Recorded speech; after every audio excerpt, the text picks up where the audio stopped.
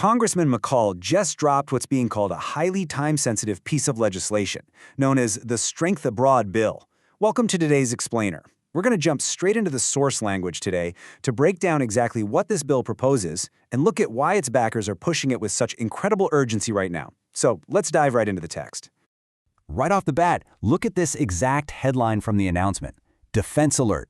That phrasing is absolutely deliberate. You know, lawmakers aren't just framing this as a standard, run-of-the-mill legislative update. They are literally waving a red flag. They want to signal to everyone that this is an immediate national security issue, something that demands congressional attention right this second. Let's unpack what's actually inside this urgent alert. All right, Section 1, the Strength Abroad Bill, and its journey hitting the House floor. The announcement itself frames this as a landmark sanctions package. Now, in a legislative context, the word landmark is definitely not thrown around lightly. It tells us that the sponsors view this as a historic shift, not just some minor procedural tweak or a routine funding allocation. It's really designed to carry weight. So what specific mechanics inside this package actually justify that heavy-hitting label? Well, we need to unpack the underlying strategy the bill is employing to achieve this landmark status.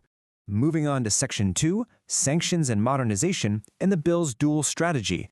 Okay, so the architects of this bill are relying on a really fascinating dual strategy here. On one front, we've got this heavy-hitting sanctions package. This is their outward-facing tool, explicitly designed to project American strength and apply international pressure. But paired directly with that is a massive influx of funding, and this is the inward-facing mechanism.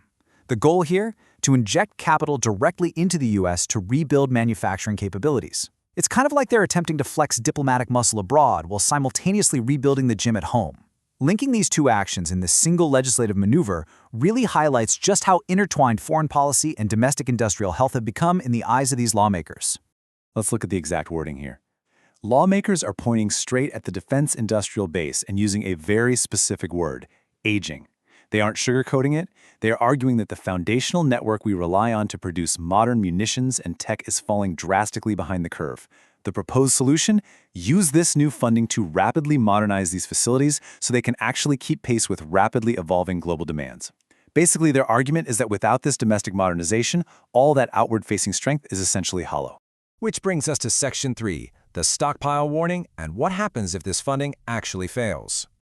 The proponents of this bill lay out a very stark domino effect if this funding falls through. Domino 1 is congressional inaction.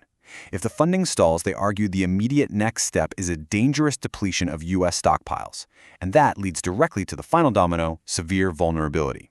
They're explicitly tying a failure on the House floor today to a tangible physical risk to our national reserve supplies tomorrow. They aren't just arguing for nice-to-have upgrades, they are warning of critical operational failures if those upgrades don't happen right away. And that leads us into Section 4, the stakes of a multi-front war and the broader context of conflict. The text definitely does not hold back on the geopolitical stakes here, specifically invoking the threat of a multi-front war. That's a massive deal. Lawmakers warn that without this legislation, depleted stockpiles will be absolutely catastrophic if the U.S. gets pulled into simultaneous, geographically scattered conflicts. By framing the argument this way, the proponents are setting the highest possible stakes. They're essentially arguing that our aging industrial base simply cannot sustain the extreme pressure of multiple global conflicts all at once. It's a pretty sobering justification, clearly intended to force rapid consensus among lawmakers who might otherwise drag out a debate over the funding levels.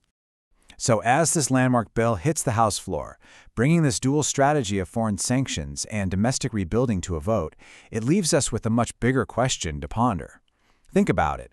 Even if this emergency funding passes, is a single legislative package actually enough to modernize an aging industrial base before these warnings of depleted stockpiles are put to the ultimate test?